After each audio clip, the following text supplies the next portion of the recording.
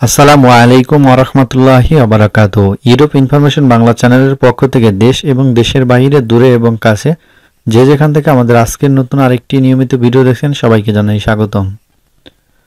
প্রিয় বন্ধুরা, আপনাদের সামনে চলে আসলাম নতুন আরেকটি ভিডিও নিয়ে যে আমাদেরকে বেশিরভাগ প্রশ্ন করে থাকে, সেই প্রশ্নগুলো উত্তর দেওয়ার জন্য আজকের এই ভিডিওটি মেক করা। তো ফার্স্টে আমরা চলে আসি যে বিষয়গুলো আমরা স্টেপ বাই স্টেপ এই ভিডিওর অনেকগুলো ইনফরমেশন প্রোভাইড করার চেষ্টা করব ইনশাআল্লাহ। তো প্রথমে হচ্ছে যে পোল্যান্ডে আসা যায় কিভাবে, ভাই এই বিষয়ে আমাদেরকে একটু বিস্তারিত যদি বলতেন। তো পোল্যান্ডে আসার জন্য হচ্ছে আপনাকে প্রথম যে বিষয়টি মনে রাখতে হবে সেটি হচ্ছে যে আপনি যে কোনো মাধ্যমে কোনো এজেন্সি অথবা আপনার নিকটস্থ কোনো আত্মীয় অথবা অনাত্মীয় যার মাধ্যমেই হোক আপনাকে প্রথমে একটি পারমিট কালেক্ট করতে হবে পোল্যান্ডের। সেটা স্কিল ওয়ার্কার হোক অথবা নন স্কিল ওয়ার্কার হোক, আপনাকে একটি পারমিট নিতে হবে।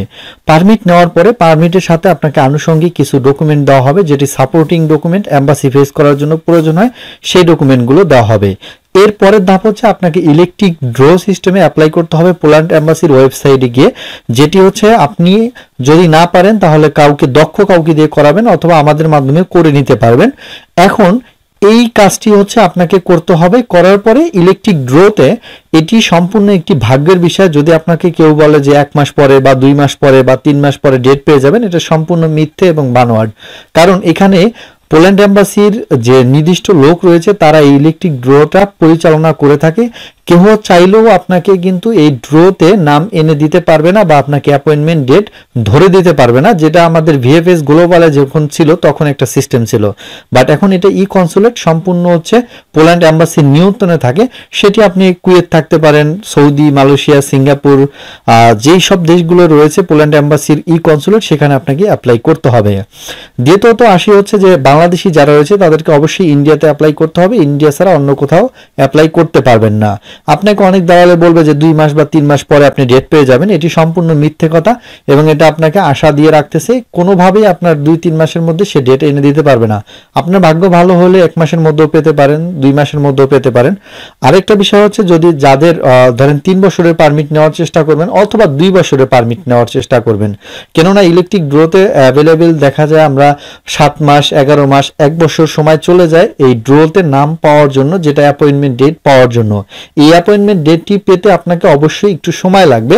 এজন্য 2 বছর অথবা 3 বছরের পারমিট নিলে আপনার ওই পারমিট দিয়ে এম্বাসি ফেস করতে পারবেন। অনেককে আমরা দেখেছি যাদের পারমিটের মেয়াদ শেষ হয়ে গেছে 1 বছরের পারমিট নেওয়ার কারণে, এবং পরবর্তীতে তারা কিন্তু আর ওই পারমিট দিয়ে এম্বাসি ফেস করতে পারে নাই। এই বিষয়গুলো আপনাকে অবশ্যই মাথায় রাখতে হবে।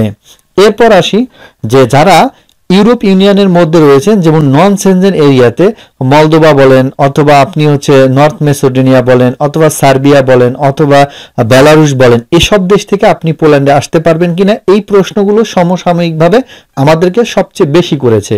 তো হ্যাঁ, অবশ্যই এর উত্তর হচ্ছে আপনি আসতে পারবেন সেই একই সিস্টেমে, তবে এখানে একটু সহজ পদ্ধতি আসতে পারবেন। সেটি হচ্ছে যে আপনি যদি সার্বিয়া থাকেন, সার্বিয়ার টিআরসি কার্ড যদি আপনি পেয়ে থাকেন তাহলে পোল্যান্ডের পারমিট আপনাকে উত্তোলন করতে হবে এবং পোল্যান্ডের পারমিট উত্তোলন করার পরে আপনি ওই পারমিট দিয়ে হচ্ছে পোল্যান্ড এম্বাসির ইলেকট্রিক ড্রোতে অ্যাপ্লাই করতে হবে।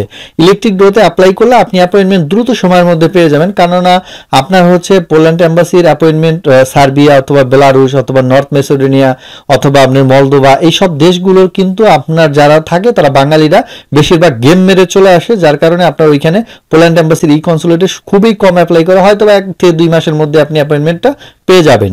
এবং ওই আপনার ডকুমেন্ট নিয়ে আপনি এম্বাসি ফেস করলে অবশ্যই আপনি ভিসা পাওয়ার সম্ভাবনা বেশি থাকবে। তবে আপনাকে অবশ্যই 6 মাস থেকে 1 বছর ওয়েট করতে হবে, কেননা টিআরসি কার্ড পাওয়ার সাথে সাথে অ্যাপ্লাই করলেই কিন্তু আপনি পোল্যান্ডের ভিসা পাবেন না। তখন আপনাকে পোল্যান্ড এম্বাসি 10 নম্বর সিল দেবে যে আপনার উদ্দেশ্য ঠিক নয়, আপনি এ দেশ থেকে পালিয়ে অন্য দেশে চলে যেতে পারেন।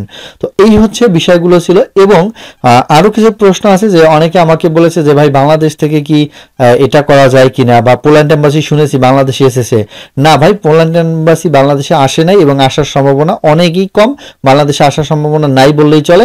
পোল্যান্ড এম্বাসি বাংলাদেশে নেই। অনেকে আপনাকে বুঝাবে যে ট্যুরিস্ট ভিসা, বিজনেস ভিসা, এই ধরনের ওই ধরনের সুইডেন এম্বাসিতে জমা করবে। এইগুলো হচ্ছে আপনার দালালের চক্র। এই সব চক্রতে আপনারা পা দিবেন না। যদি আপনারা পা দেন তাহলে কিন্তু আপনার বড় বিপদের সম্মুখীন হবেন। কেননা আপনাকে পোল্যান্ড এম্বাসির কথা বলে আপনাকে দেখবেন আপনার কাছ থেকে লক্ষ লক্ষ টাকা হাতিয়ে নেবে। তো এই জন্য অবশ্যই আপনারা সাবধান থাকবেন যে বাংলাদেশে কোনো ধরনের পোল্যান্ড এম্বাসি নেই, অন্যান্য দেশগুলোতে রয়েছে। এবং আমরা লাস্ট কতগুলো ভিডিও আপনাদেরকে মেক করে দিয়েছি যে পোল্যান্ড এম্বাসির বর্তমানে ভিসা রেশিও সিঙ্গাপুর থেকে খুবই ভালো এবং অন্যান্য দেশ থেকেও আর সামনে ইনশাল্লাহ ভালো হওয়ার সম্ভাবনা আছে এবং আমরা আপনাদেরকে সামনে ভিডিও দেওয়ার চেষ্টা করব।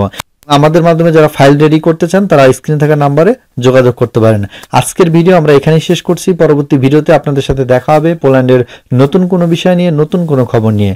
আসসালামু আলাইকুম ওয়া রাহমাতুল্লাহি ওয়া বারাকাতুহু।